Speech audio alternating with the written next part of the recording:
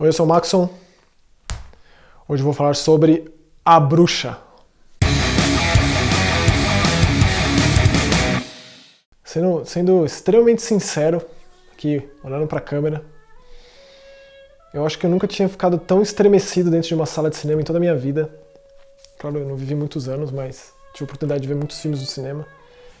E eu não me lembro de ter ficado tão, sei lá, numa sala, com tanto desconforto e incrédulo com o que eu estava vendo. E esse A Bruxa me trouxe isso de inúmeras formas. Esse é um filme muito na contramão de tudo que existe hoje em dia de cinema. Ele é um filme de terror muito antigo. E por isso mesmo eu tô curioso para saber qual vai ser a aceitação dele por parte de um público que consome atividade paranormal e coisas do tipo.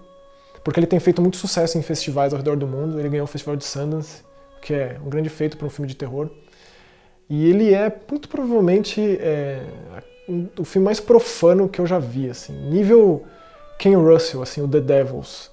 E em muitos pontos eu não conseguia acreditar que esse filme estava passando na minha frente, porque ele vai muito além. Ele lida com questões religiosas, fanáticas religiosas, de forma além. É a única palavra, assim, não é só falar sobre, ele realmente desce muitos degraus, ele é denso e profundo o suficiente. Então ele é um filme de um diretor que não tinha feito outro longa antes, um cara chamado Robert Eggers, que ele fez uma vasta pesquisa sobre as bruxas, especialmente na Inglaterra, na época, um pouco antes da Santa Inquisição, no século XVII. O filme se passa em 1630. Na verdade, ele não é na Inglaterra, mas ele é baseado nisso. Ele se passa na Nova Inglaterra, nos Estados Unidos. E uma coisa curiosa é que a região onde esse filme se passa é Rhode Island, e Rhode Island é o lar do Lovecraft. Então eu sempre gosto de pensar que essas coisas têm associação num nível maior. Então ele acompanha uma família de puritanistas que vivem em uma sociedade isolada. É uma espécie de um feudo onde eles vivem, e essa família ela é exilada dessa sociedade. Então o começo do filme rola uma espécie de não diria um tribunal, mas essa família está sendo forçada a se retirar. Então é o pai, mãe, uma filha mais velha, um filho de cerca de 11 anos, 10 anos, 2 irmãos gêmeos mais novos e um bebê. Então são 5 crianças na família. E eles são obrigados a se retirarem. Então a gente vê um pouquinho, de forma bem breve, o que é esses puritanos nessa época, onde não se era uma opção ser religioso. A religião era tudo que essas pessoas tinham. Então é bem interessante a gente ver a Idade Média por essa perspectiva, de uma forma talvez intimista demais. A gente não está acostumado mais a ver a Idade Média dessa forma. A gente que está acostumado essa geração pós-Senhor dos Anéis no cinema, associa o medievalismo a uma coisa fantástica e épica. E não, esse filme ele é um pouco mais próximo, digamos. Então, a partir do momento que essa família sai, eles chegam nas proximidades, no perímetro extremo de uma floresta. E eles passam a viver numa casa lá. E esse lugar, que é os confins do mundo, um lugar completamente isolado de tudo, ele é o personagem maior desse filme. Então a gente acompanha o dia a dia dessa família extremamente religiosa. Tudo que esses caras fazem é em prol de Deus. Por Deus, para Deus, eles vivem em função disso. E em consequência, o diabo é uma figura extremamente presente o tempo inteiro no filme.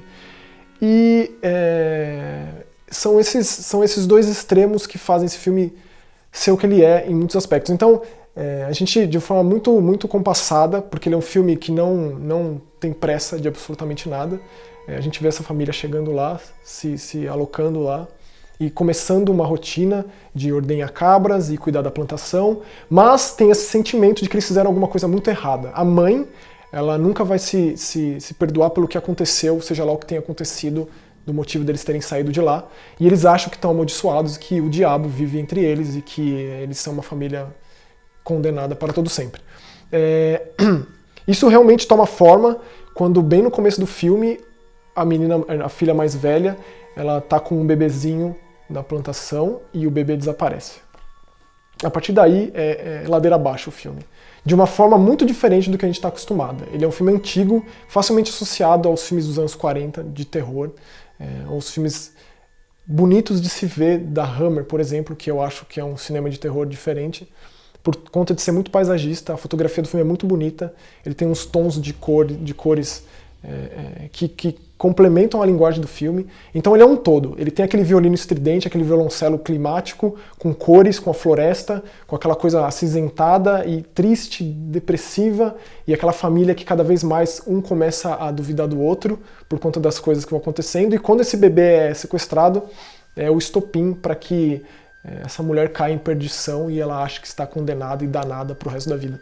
Então a gente acompanha o pai, que inclusive é um ator que tem uma voz muito prostrada, assim, a voz dele realmente constrói a coisa toda, é meio medonha em muitos aspectos. Ele vai para a floresta atrás do bebê e ele leva o filho.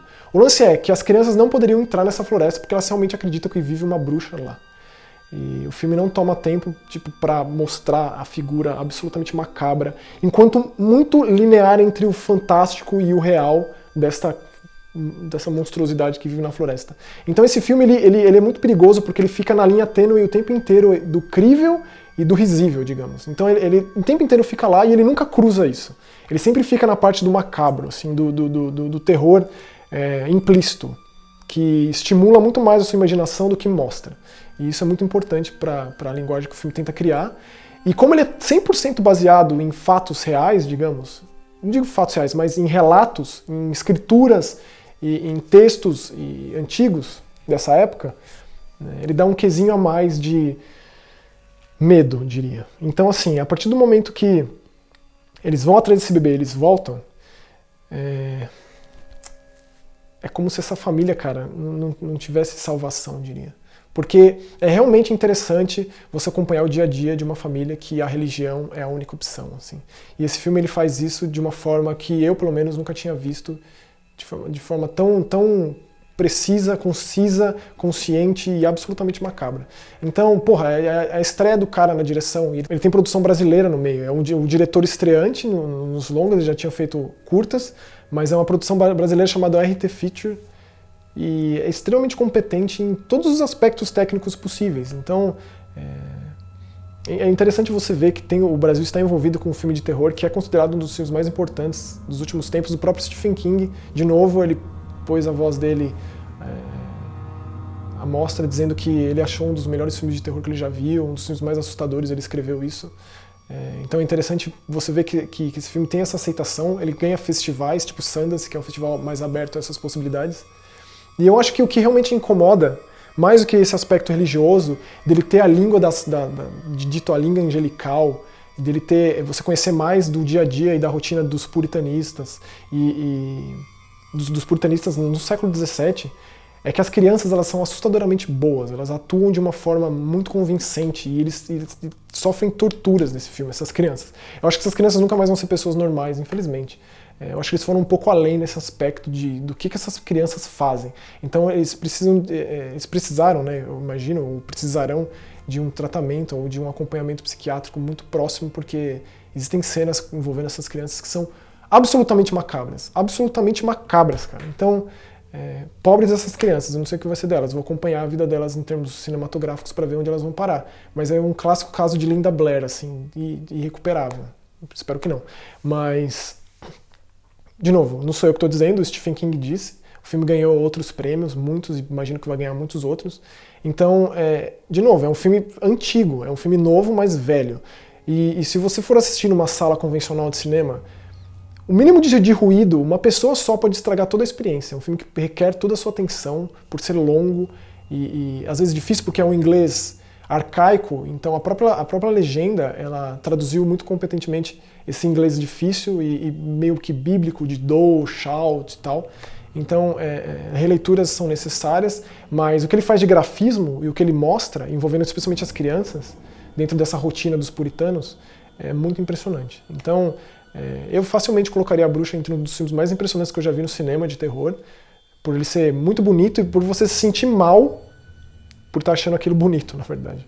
E por ele ficar nessa linha tênue e limiar entre o explícito e o implícito. Ele mostra o suficiente.